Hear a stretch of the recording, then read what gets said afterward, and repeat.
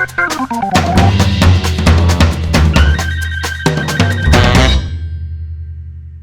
guys, I Dr. Sandeep Raghuvanshi, as a mentor of account subject, welcome you all to Glow and Study. आप लोग already 11th class में जो है account subject already deal कर चुके हो।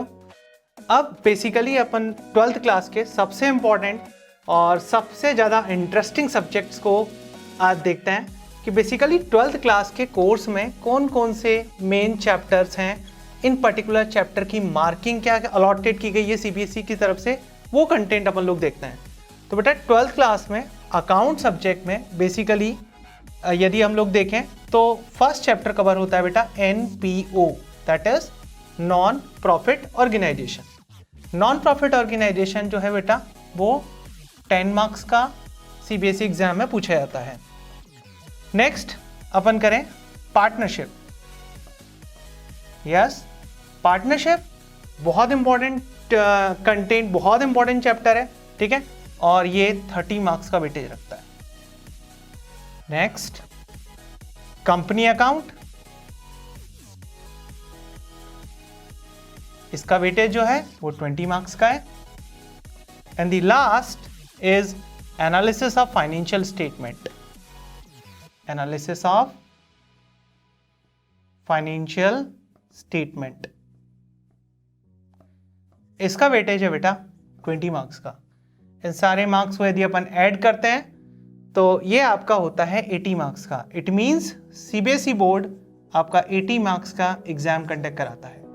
Now the question, sir paper तो total accounts का 100 होता है, हमें तो 100 मार्क्स 100 में से मार्किंग दी जाती है, तो व्हाट अबाउट दी 20 मार्क्स? अब 100 मार्क्स के बेसिकली कंटेंट में से 80 मार्क्स तो हम लोग को क्लियर हो चुके हैं, है ना। नाउ हम आते हैं 20 मार्क्स पे। अब 20 मार्क्स जो हैं वो बेसिकली प्रोजेक्ट पे डिपेंडेंट है, तो इसके लिए बेटा आपको अपने स्कूल टीचर से बहुत ज़्यादा अच्छा कनेक्शन मेंटेन करना पड़ेगा। डेफिनेटली आपको 20 मार्क्स ईजिली आप गेन कर सकते हो, मैं बोल सकता हूँ 100% मार्किंग आप गेन कर सकते हो। अब 20 मार्क्स को यदि अपन लोग डिवाइड करें तो 12 मार्क्स का एक रिटन एग्जाम होगा जो स्कूल कंडक्ट कराएगा। रिटन एग्जाम कंडक्ट, ठीक है, ये स्कूल वाले कंटेंट कराएंगे, ठीक है।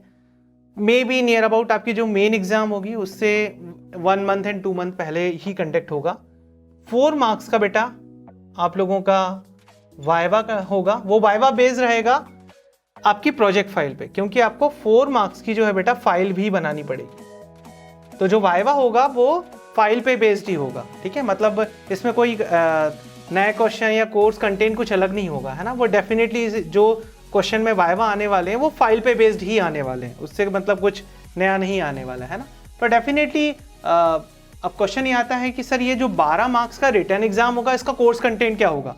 तो बेटा इस 12 मार्क्स के कोर्स कंटेंट का डायरेक्ट कनेक्शन है एनालिसिस ऑफ फाइनेंशियल स्टेटमेंट से। इसीलिए मैं बच्चों को बोलता हूं कि बेटा आप लोग एनालिसिस ऑफ फाइनेंशियल स्टेटमेंट में 20 मार्क्स की पढ़ाई नहीं कर रहे हो, आप 20 मार्क्स ये प्लस ये जो प्रोजेक्ट के 20 मार्क्स है ना, ये भी आप इसके अंदर ऐड कर दोगे तो ये कंटेंट बन गया 40 मार्क्स का। तो क्वेश्चन ये आता है सर ये चैप्टर्स तो हमारे लिए बहुत इंपॉर्टेंट है। डेफिनेटली बेटा, क्योंकि 20 मार्क्स सीबीएसई बोर्ड एग्जाम इसका कंडक्ट कराएगा, प्लस 20 मार्क्स आप जो इसमें गेन करोगे वो रिटन एग्जाम के बेस पे, वाइवा के बेस पे और फाइल के बेस पे आप गेन कर सकते हो। सो ये भी एक बहुत इंपॉर्टेंट चैप्टर्स है, एक कंटेंट है 12th क्लास का अच्छे खासा स्कोर करने के लिए।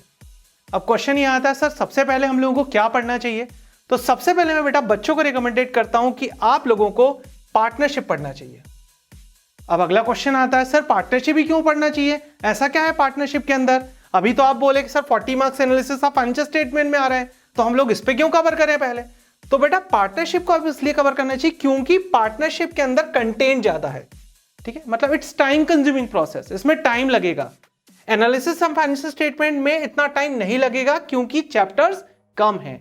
इसीलिए मैं स्टूडेंट को रिकमेंडेड करता हूं कि बेटा आप स्टार्टिंग पार्टनरशिप से करो, तो डेफिनेटली आप कम टाइम में ज्यादा से ज्यादा अच्छा स्कोर कर पाओ। क्योंकि बोलते हैं ना एक बार पार्टनरशिप आपने कवर कर लिया ना बेटा, तो ये बोलते हैं कि बच्चों आपने 50 से 60% जो है 12th का अकाउंट का कोर्स कंप्लीट कर लिया।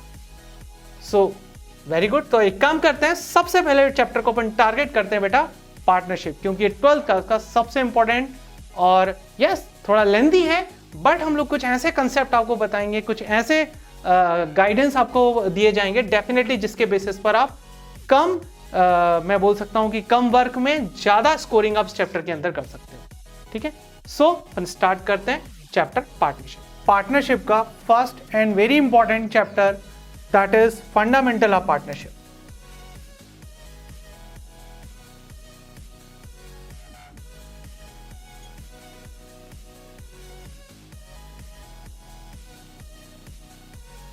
फंडामेंटल ऑफ पार्टनरशिप, ये पार्टनरशिप का फर्स्ट चैप्टर है। बेसिक कंसेप्ट है इसमें पार्टनरशिप के, और बहुत इंपॉर्टेंट है एग्जाम के पॉइंट ऑफ व्यू से, क्योंकि पार्टनरशिप की बेटा जो बेसिकली स्टार्टिंग होती है वो फंडामेंटल से स्टार्ट होती है। सो डेफिनेटली 11th क्लास में बिजनेस स्टडी के अंदर आप लोगों ने already types of business word सुना है ना। टाइप्स ऑफ बिजनेस मीन्स आप कितने प्रकार से बिजनेस स्टार्ट कर सकते हैं, what are the way that are available, है ना। लाइक आप पार्टनरशिप से अपना बिजनेस स्टार्ट कर सकते हैं, सोल प्रोप्राइटरशिप से अपना बिजनेस स्टार्ट कर सकते हैं, कंपनी आप अपनी स्टार्ट कर सकते हैं, तो देयर इज लाइक कोई कोऑपरेटिव सोसाइटी स्टार्ट कर सकते हैं। तो लाइक 4 वेज एक पर्टिकुलर पर्सन के पास अवेलेबल हैं, जिसके बेसिस पर एक पर्सन अपना बिजनेस स्टार्ट कर सकता है ना। तो इतने फॉर्म ऑफ बिजनेस में से हम जो फॉर्म ऑफ बिजनेस आज डिस्कशन करने वाले हैं दैट इज पार्टनरशिप, है ना। You know sole proprietor, I think you are all know that sole proprietor का मतलब होता है जहां पर एक पर्टिकुलर पर्सन अपना पैसा पूरा इन्वेस्ट करेगा, अपना बिजनेस रन करेगा, पूरी रिस्क उसी को बियर करना है, बिजनेस का फुल कंट्रोल उसके हाथ में रहेगा, वो कहलाता है बेटा सोल प्रोप्राइटर। पार्टनरशिप का मतलब है जहां पर जिसको स्टार्ट करने के लिए कम से कम 2 और मैक्सिमम आप 50% को अपने बिजनेस में एंटर कर सकते हो। ठीक है, नेक्स्ट कंपनी को स्टार्ट करने के लिए कंपनी भी 2 प्रकार की होती है, एक प्राइवेट कंपनी होती है और एक पब्लिक कंपनी होती है। यदि अपन प्राइवेट कंपनी की बात करें तो प्राइवेट कंपनी को स्टार्ट करने के लिए आप 2% मिनिमम को एंटर कर सकते हो, है ना, मैक्सिमम 200 तक ले सकते हो। नेक्स्ट बात करें पब्लिक सेक्टर की कंपनी, मिनिमम 7% को एंटर कर सकते हो, मैक्सिमम इसमें अनलिमिटेड है। और देन फिर कोऑपरेटिव सोसाइटीज, जैसे कि आप लोगों ने देखा होगा कि रियल एस्टेट में जब बिल्डर्स अपने पूरी प्रॉपर्टीज को सोल्ड आउट कर देता है, देन जो वहाँ के मेंबर्स जिन लोगों ने फ्लैट्स या बेसिकली रो हाउसेस बाय किए हैं वो सब मिलकर एक अपनी कोऑपरेटिव सोसाइटी स्टार्ट कर लेते हैं। कोऑपरेटिव सोसाइटी का मतलब होता है कि ये वो सोसाइटी है जो उन्हीं पर्टिकुलर पर्सन के बेनिफिट्स के लिए बनाई गई है जो उस पर्टिकुलर सोसाइटी के मेंबर है ना। मतलब म्यूचुअल बेनिफिट्स के लिए बेसिकली कोऑपरेटिव सोसाइटी क्रिएट की जाती है ना। क्रेडिट कोऑपरेटिव सोसाइटी भी होती है। लाइक एक एग्जाम्पल देता हूं मैं, एक इंदौर लोहा व्यापारी है ना, इन्होंने एक अपनी क्रेडिट कोऑपरेटिव सोसाइटी स्टार्ट करी। ठीक है, अब हर मेंबर ने एक पर्टिकुलर अमाउंट का कंट्रीब्यूशन किया। अमाउंट कंट्रीब्यूशन करने के बाद जिस पर्टिकुलर मेंबर को भी लोन की रिक्वायरमेंट होती है तो वो किसी भी नॉन बैंकिंग फाइनेंशियल कंपनी या कमर्शियल बैंकों के पास नहीं जाता है, क्योंकि उसको पता है कि I am a member of this particular cooperative society, तो डायरेक्ट मैं अब कोऑपरेटिव सोसाइटी के पास जाऊंगा, कम डॉक्यूमेंटेशन पे कम रेट ऑफ इंटरेस्ट पर मुझे वो कोऑपरेटिव सोसाइटी लोन दे देगी, because I am a member of that particular cooperative society. तो ये कोऑपरेटिव सोसाइटी बहुत सारे इवन विलेज एरिया में किसान कोऑपरेटिव सोसाइटी अपनी स्टार्ट करते हैं। लाइक उनको पता है कि हम लोग जो प्रोडक्टिविटी फार्मिंग करते हैं ना, अब उस प्रोडक्टिविटी का रेट हमारे जो मतलब लोकल एरिया की मंडी होती है उसमें रेट नहीं मिल पा रहा है। क्या करते हैं बेटा, वो क्या करते हैं कि जो मतलब नियर अबाउट जो सिटी है, अब वहां तक उनके गुड्स को ले जाना है तो डेफिनेटली उनको ट्रांसपोर्ट की रिक्वायरमेंट होगी। पैसा कहाँ से आएगा? एक इंडिविजुअल फार्मर यदि मान लो ट्रांसपोर्ट का अरेंजमेंट भी कर लेता है तो कॉस्टिंग बहुत ज़्यादा आएगी। तो डेफिनेटली क्या करते हैं, विलेज के जितने भी पर्सन हैं सब लोग मिलकर एक फंड्स अरेंज करते हैं, एक कोऑपरेटिव सोसाइटी स्टार्ट करते हैं और कोई पर्टिकुलर ट्रांसपोर्ट जो है वो बाय करते हैं और उस पर्टिकुलर ट्रांसपोर्ट के द्वारा सारे किसानों का जो गुड्स है वो सिटीज़ की जो मंडी होती है जहाँ पर उनको अच्छा एक रेट मिल सके, वहाँ पर वो अपने प्रोडक्ट को पहुँचाते हैं। तो ये एक अनदर वे है बिजनेस स्टार्ट करने का, जिसको अपन बोलते हैं कोऑपरेटिव सोसाइटी, जो कि म्यूचुअल बेनिफिट्स के लिए स्टार्ट की जाती है। Now we are come on our topic that is partnership. जैसे कि मैंने आपको बताया बेटा, पार्टनरशिप को स्टार्ट करने के लिए मिनिमम आप लोगों को 2 पर्सन चाहिए, है ना। एक पर्सन पार्टनरशिप स्टार्ट नहीं कर सकता, क्योंकि एक पर्सन जो करता है उसको क्या बोलते हैं बेटा, कोऑपरेटिव सोसाइटी। लेकिन जहां पर कम से कम 2 लोग होते हैं उसको अपन क्या बोलते हैं, पार्टनरशिप। अब क्वेश्चन आता है सर मैक्सिमम हम कितने रख सकते हैं? तो मैक्सिमम बेटा आप 50% को अपनी पार्टनरशिप में इन्वॉल्व कर सकते हो, है ना। अब क्वेश्चन ये आता है कि सर ज़्यादा रखना चाहिए मेंबर या कम रखना चाहिए।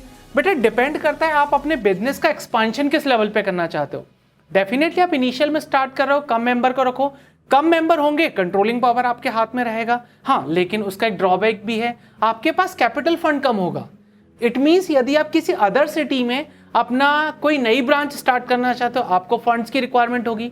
फंड्स कहाँ से आएगा यदि कम मेंबर हैं? डेफिनेटली आप बैंक लोन भी एक ऑप्शन है, लेकिन उसमें आपकी लाइबिलिटी इंक्रीज हो जाएगी। हाँ, एक और ऑप्शन है जिससे लाइबिलिटी इंक्रीज नहीं होगी, आप अदर मेंबर को इन्वाइट कर सकते हो एज ए पार्टनर, है ना। तो मिनिमम 2 और मैक्सिमम जो है वो 50 लोगों को आप एंटर कर सकते हो पार्टनरशिप के अंदर।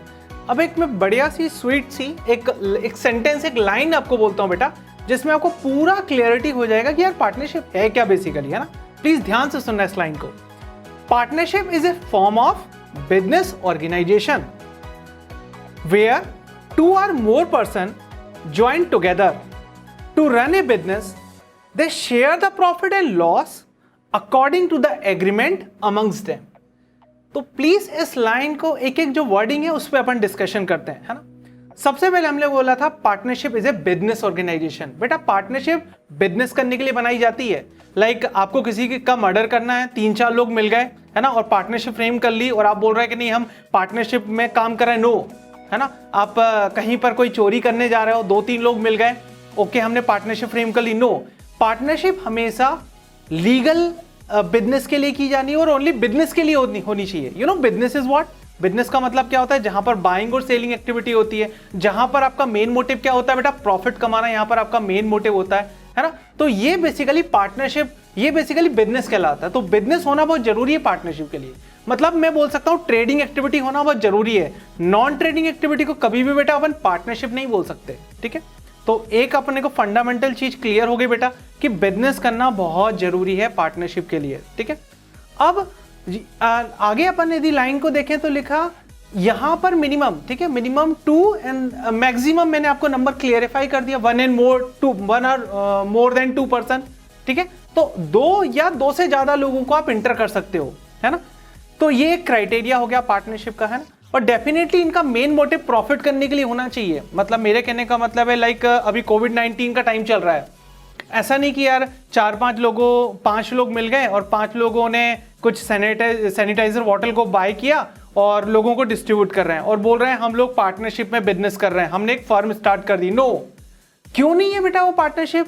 सर कंसेप्ट तो वही लग रहा है, 5 लोग हैं मिलके काम कर रहे हैं, क्यों नहीं है पार्टनरशिप? बेटा ये इसलिए पार्टनरशिप नहीं है क्योंकि यहां पर इनका मेन मोटिव प्रॉफिट अर्निंग करना नहीं है। तो देखो दूसरी चीज हमें क्या क्लियर आई कि यहां पर आपका मेन मोटिव प्रॉफिट अर्निंग भी होना चाहिए, तभी वो पार्टनरशिप कहलाती है, ठीक है। अब ध्यान से सुनना, अपन आगे बढ़ते हैं। डेफिनेशन ऑफ पार्टनरशिप, बेटा एक और चीज याद रखना, थोड़ा डिफिकल्ट है लेकिन एक चीज और याद रखना कि पता है पार्टनरशिप का एक पर्टिकुलर एक्ट भी चलता है जिसको अपन बोलते हैं पार्टनरशिप एक्ट 1932, ठीक है। मतलब हर पर्टिकुलर एक्ट के अंदर कोई चीज क्रिएट की जाती है, तो सेम पार्टनरशिप का एक्ट भी है 1932। चलो अब मैं आपको एक सिंपल सी डेफिनेशन बताता हूं पार्टनरशिप की, जो आपको और मतलब बेसिकली आपके कंसेप्ट्स को क्लियर करेगी। ध्यान से सुनना लाइन को जो मैं बोल रहा हूं आपको। Partnership is the relationship among 2 or more person. देखो लाइन तो ध्यान से सुना। Partnership is the relationship between 2 or more person. It means 2 and it's a more person. More person मतलब 50% हो सकते हैं। To share profit and loss. मैंने अगेन आपको बोला था बेटा कि यहां पर पार्टनरशिप में आपका मेन मोटिव प्रॉफिट या लॉस को शेयर करना जरूरी है ना। ऐसा एक और देखो, एक बहुत बढ़िया एग्जांपल देता हूं मैं आपको, है ना। आपने अपने फ्रेंड के साथ मिलकर एक बिजनेस स्टार्ट किया, आपके पास कंसेप्ट है, आइडिया है, लेकिन आपके पास पैसा नहीं है। आपके दोस्त ने बोला मैं पैसा दे दूंगा, आपने कहा वेरी गुड यार, चलो उसने पैसा इन्वेस्ट कर दिया, आपने बिजनेस स्टार्ट कर दिया। अब अच्छा खासा बिजनेस चल रहा है, ठीक है।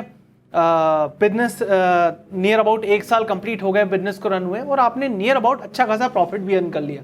अब आपका दोस्त पता है क्या बोल रहा है? अब आपका दोस्त बोल रहा है कि यार मुझे पैसा या प्रॉफिट नहीं चाहिए, ठीक है, मुझे जस्ट तेरी हेल्प करनी थी, इसीलिए मैं एज ए वर्किंग पार्टनर की तरह तेरा काम कर रहा था। तो मैं आपको क्लियर कर दूं बेटा, ये भी पार्टनरशिप नहीं है, क्योंकि पार्टनरशिप के अंदर दोनों के बीच में प्रॉफिट या लॉस का कुछ शेयरिंग रेशो होना जरूरी है। ऐसा नहीं कि सपोर्ट कर दिया, क्योंकि वो बिजनेस डील नहीं कहलाती है। तो यहाँ पर प्रॉफिट शेयरिंग रेशो होना या लाइक डिसाइड होना, फिक्स होना भी एक कंपलसरी है। मैं आगे लाइन पढ़ता हूं। अब the business carried on by all or any of them acting for all. Line का मतलब ध्यान से सुनना, कैरीड ऑन बाय ऑल मतलब ये लाइक मेरी फॉर्म में यदि 3 पार्टनर है, आपको पता है कि जब आप पार्टनरशिप से बिजनेस स्टार्ट करते हो उसको क्या बोलते हैं बेटा, अपन बेसिकली फर्म बोलते हैं, है ना। आप फर्म स्टार्ट करते हो। तो यहां पर मेरे कहने का मतलब है कैरीड ऑन बाय ऑल, मतलब लाइक आपकी फर्म में 3 मेंबर हैं, तो चाहे तो तीनों बिजनेस में आकर बिजनेस में डील कर सकते हैं। लाइक कोई जो है कैश मैनेजमेंट देख लेगा, कोई सेल्स मैनेजमेंट देख लेगा, कोई मार्केटिंग देख लेगा, है ना। या और any of them acting for all. अब ऐसा भी हो सकता है 3 में से एक जो है मेरा वर्किंग पार्टनर है, 2 जो है मेरे स्लीपिंग पार्टनर है, ये भी हो सकता है ना। You no working partner and sleeping partner. Working partner मतलब जो रेगुलर बिजनेस में आएगा, बिजनेस को देखेगा, डील करेगा। और यहां पर स्लीपिंग पार्टनर का मतलब क्या बेटा, स्लीपिंग पार्टनर का यहां पर मतलब है वो पार्टनर लाइक उसने पैसे लगा दिए लेकिन ऑफिस रेगुलर नहीं आता, अपना नाम अपनी फर्म के साथ ऐड कर दिया। लाइक आपने सलमान खान को इनवाइट कर लिया अपनी फर्म में, ऐड कर लिया, क्यों भाई, चलो नाम है बंदे का, प्रोडक्ट मार्केट में इजीली सेल हो जाएगा, है ना। अमिताभ बच्चन को आपने ऐड कर लिया, क्यों ऐड कर लिया, यार बंदा बहुत जाना माना है, यदि ऐड कर लेंगे तो प्रोडक्ट इजीली मार्केट में सेल आउट हो जाएगा। तो ये बेसिकली रीजन हो सकते हैं जिसकी वजह से स्लीपिंग पार्टनर को आप अपनी फर्म में ऐड कर सकते हो। तो जरूरी नहीं है कि यदि पार्टनर 3 हो तो तीनों ऑफिस में आएंगे, काम करेंगे regular, no, it is not an required. आप चाहो तो कुछ लोगों को वर्किंग पे रख सकते हो, कुछ को स्लीपिंग पे रख सकते हो, ठीक है।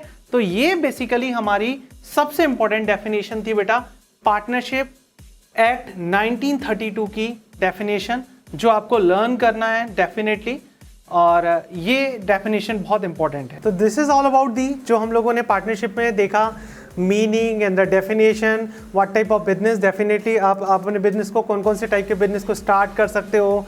हम लोगों ने देखा सोल प्रोप्राइटरशिप एंड कंपनी, ठीक है, पार्टनरशिप। तो इनके बारे में अपन लोगों ने बेसिकली आज डिस्कस किया, जिसमें मीनिंग और डेफिनेशंस को कवर किया। आप बिजनेस कैसे स्टार्ट कर सकते हो, पार्टनरशिप के अंदर बेसिकली क्या क्या कंटेंट है, तो ये सारी चीज़ें हैं। अगले वीडियो में बेटा अपन लोग देखेंगे कुछ बहुत ही इंटरेस्टिंग चीज़ जिसका कनेक्शन टोटल पार्टनरशिप से है। लाइक पार्टनरशिप के नेचर एंड कैरेक्टरिस्टिक्स क्या होते हैं, लाइक नेक्स्ट पार्टनरशिप डीड क्या होती है, agreements and number of partners, liabilities, तो दिस आर ऑल अबाउट। तो ये हम नेक्स्ट वीडियो में देखेंगे। Thank you.